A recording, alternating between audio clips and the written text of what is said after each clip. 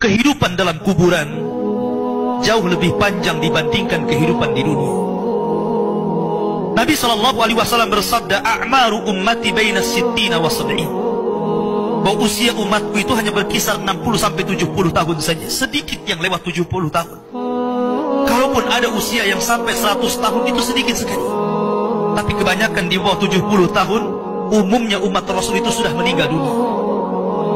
Tetapi ketika orang masuk ke dalam kuburan, usia dia di kuburan sampai kiamat ditegakkan itu panjang sekali. Anda bisa bayangkan, orang yang meninggal sejak zaman Nabi Adam sampai hari ini kiamat tidak dibangkit-bangkitkan, menunjukkan bahwa kehidupan kuburan jauh lebih panjang dibandingkan kehidupan dunia. Dari sinilah maka wajar seorang mukmin harus takut dengan kehidupan kuburan. Ma'asyiral muslimin yang dimuliakan Allah Azza wa Jalla. Tetapi para ulama mengatakan, apakah orang yang mendapatkan adab kubur itu munqati atau mustamir, terus menerus ataukah terputus? Kata para ulama, adab kubur itu hanya terputus dengan tiupan sangkakala Israfil. Ketika itulah Nabi SAW menceritakan bahwa Allah Subhanahu wa Ta'ala memerintahkan kepada Israfil untuk meniup sangkakala yang pertama.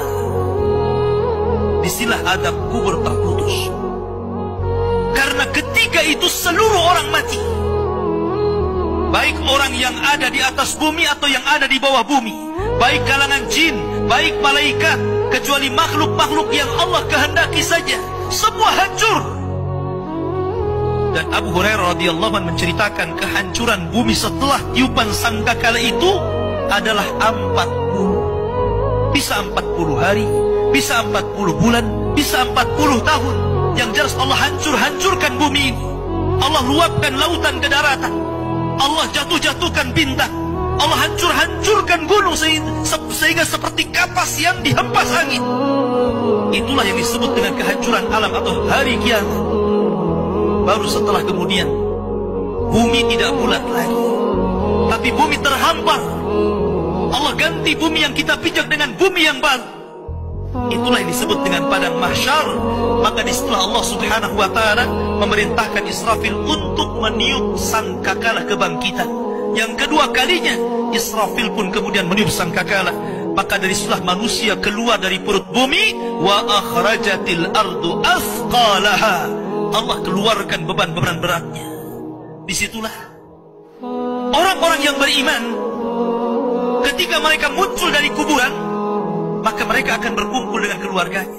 Allah mengatakan, alladzina amanu wattaba'athum dzurriyyatuhum biimanin alhaqna bihim dzurriyyatuhum. Orang-orang yang beriman, kemudian keimanan diikuti oleh keluarganya, oleh istrinya, oleh suaminya, oleh bapaknya, oleh anak-anaknya, oleh cucu-cucunya. Maka ketika mereka dibangkitkan dari kuburan, mereka langsung berkumpul menjadi satu keluarga. Dan itu sebuah ketenangan. Tapi orang-orang di luar daripada beriman, mereka keluar dari perut bumi seperti dua binatang. Pertama Allah contohkan dengan laron yang berterbangan. Anda bisa melihat laron apabila terbang di atas lampu atau di sekitar lampu. Lihat bagaimana cara terbangnya. Mereka akan saling tubruk dengan kawan-kawannya. Karena pada hari itu anak lari dari orang tuanya, suami lari dari istrinya, orang tua lari dari anaknya. Terkadang mereka bertubruk satu dengan yang lainnya. Yang kedua seperti belalang kal jaradil muntashir.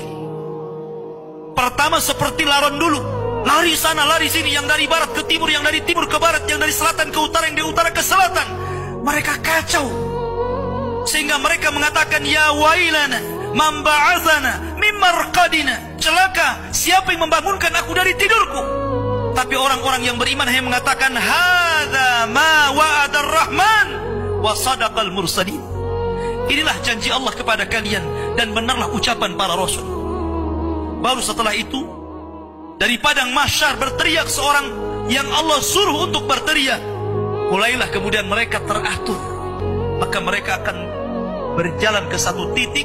Disitulah yang disebut dengan padang mahsyar. Mereka akan tinggal selama 50 tahun telanjang, kembali tidak dikhitan, tidak pakai sandal, matahari dekatkan 1 mil, keringat bercucuran, tidak ada makan, tidak ada minum. Mereka berdiri 50 tahun. Sehingga akhirnya orang-orang saleh mereka berkumpul, datang kepada Adam minta syafaat. Adam memberikan udzur, tidak sanggup memberikan syafaat. Kata Adam, datanglah kalian kepada Nuh, karena dia Rasul pertama dalam Islam, Rasul pertama setelah Adam. Maka mereka pun kemudian datang kepada Nuh. Nuh pun memberikan udzur, datanglah kalian kepada Ibrahim, karena dia Khalilur Rahman. Maka mereka datang kepada Ibrahim. Kata Ibrahim, aku tidak sanggup berikan syafaat, datanglah kalian kepada Musa, karena dia Kalimur Rahman. Ketika mereka datang kepada Musa, kata Musa, datanglah kepada Isa. Isa pun memberikan udzur, tidak bisa. Seandainya kalian datang kepada Muhammad sallallahu alaihi wasallam itu lebih baik.